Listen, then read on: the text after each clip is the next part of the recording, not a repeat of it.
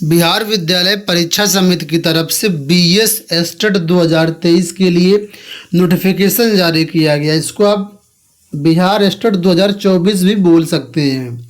तो फिलहाल बहुत से लोगों के प्रश्न आ रहे हैं कि आखिर ये एस्टेट है क्या, इसका मतलब क्या है, कौन कौन से छात्र इसमें आवेदन कर सकते हैं, और यहाँ पर अगर हम सेलेक्ट होते हैं तो जॉब कहाँ पर मिलेगी, किन विद्यालयों में मिलेगी।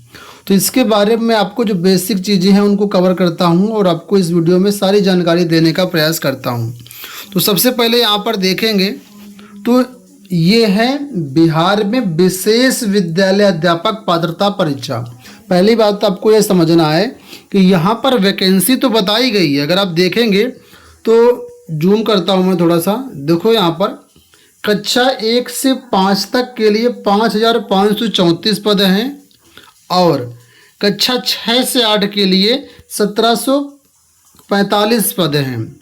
कुल 7200 से ज़्यादा यहाँ पर पद हैं। लेकिन इस परीक्षा को पास करने से आपको नौकरी नहीं मिलेगी, क्योंकि ये एक पात्रता परीक्षा है। ठीक है, ये एक पात्रता परीक्षा है। इसको पास करने लेने से आपके पास एक स्कोर कार्ड मिल जाएगा। आप आने वाली भविष्य भर्तियों के लिए पात्र हो जाएंगे। ठीक है, तो ये एक पात्रता परीक्षा यानी कि टेट जिसको बोलते हैं। तो ये है बिहार स्पेशल एस्टेट। ठीक है, ये स्पेशल एस्टेट है जो विशेष विद्यालय बिहार में, विशेष विद्यालय का मतलब है जो दिव्यांग छात्र होते हैं। तो दिव्यांगता कई प्रकार की होती है, किसी को किसी प्रकार की दिव्यांगता, किसी को किसी प्रकार की।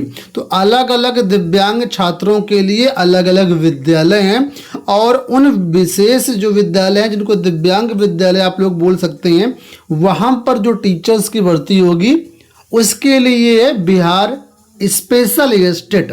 ठीक है, जो नॉर्मल एस्टेट है वो अलग है, ये एक स्पेशल एस्टेट है दिव्यांग स्कूलों के लिए, जो दिव्यांग बच्चों के स्कूलों के लिए।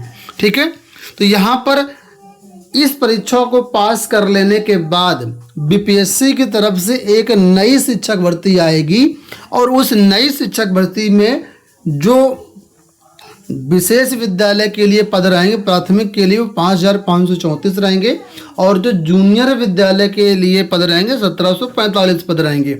इसमें भी दिव्यांगता के अनुसार, कैटेगरी के अनुसार पदों को बाइफरगेट किया जाएगा। ठीक है, तो पहली बात आपको ये समझ में आई होगी ये बीएस एस्टेट है क्या। ठीक है, अब जाहिर सी बात है ये नॉर्मल एस्टेट नहीं है, तो जो नॉर्मल बीएड और डीएलएड के छात्र हैं वो भी इसमें आवेदन नहीं कर पाएंगे। इसमें बिल्कुल अलग शैक्षिक अर्हता मांगी गई है। तो अगर आपने नॉर्मल बीएड किया हुआ है या नॉर्मल डीएलएड किया हुआ है तो आप इसमें आवेदन करने के लिए पात्र नहीं होंगे। ठीक है, इसका मैं एक डिटेल्ड वीडियो बना चुका हूं कि इसमें कौन कौन सी शैक्षिक अर्हता मांगी गई है। फिलहाल शॉर्ट में आपको यहाँ पर मैं दिखा देता हूं।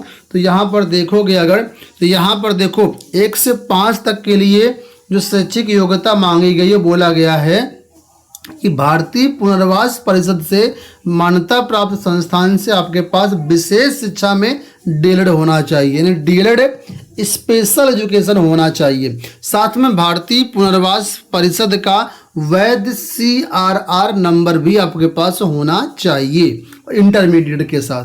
तो ये यहाँ पर क्वालिफिकेशन, इसी तरीके से जितने भी यहाँ पर आप क्वालिफिकेशन देखेंगे सब में भारतीय पुनर्वास परिषद का जिक्र जरूर होगा, क्योंकि दिव्यांग छात्रों के लिए ये एक रिकॉग्नाइज्ड संस्था है और यहीं का सर्टिफिकेट डिप्लोमा आपका मान्य होगा, चाहे वो बीएड आप छात्र हों या डीएलएड छात्र हों। इसी तरीके से आप 6 से 8 की वैकेंसी में देखिए, यहाँ पर भी बोला गया है न्यूनतम 50% अंकों के साथ आपका स्नातक होना चाहिए, और भारतीय पुनर्वास परिषद से मान्यता प्राप्त संस्थान से विशेष शिक्षा में बीएड होना चाहिए। तो विशेष शिक्षा में आपके पास बीएड है या डीएलएड है, तभी आप इस वैकेंसीज के लिए, इस पात्रता परीक्षा के लिए आप आवेदन कर पाएंगे। ठीक है, साथ में सब्जेक्ट कॉम्बिनेशन भी जूनियर के लिए देखा जाएगा, जो कि सामने स्क्रीन पर मेंशन किया गया है। तो यहाँ पर जो चीज़ें आपको दिख रही होंगी, मुझे लगता है सारी चीज़ों के बारे में बता दिया कि ये एक पात्रता परीक्षा है, भर्ती नहीं है।